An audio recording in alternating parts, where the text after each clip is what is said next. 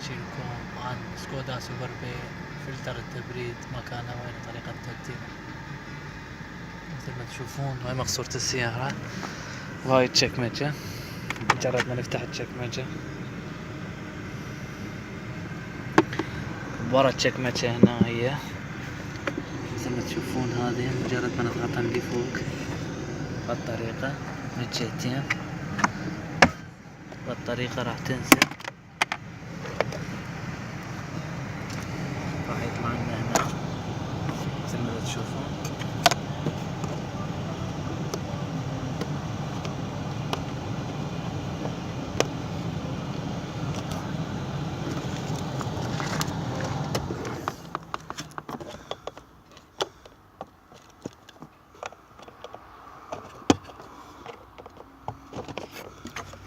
افتحها بهالطريقة.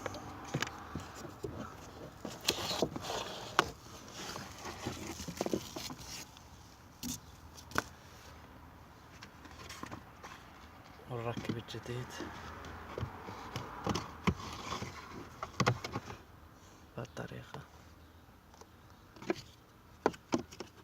مثل ما تشوفون أول ما يقعد نذني 3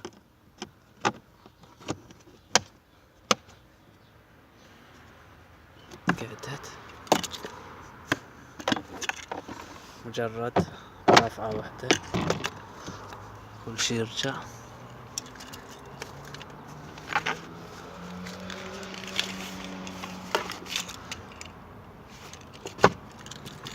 هاي الطريقة فيها كل شي. لا تنسون الاشتراك ودعمي للقناة. شكرا لكم.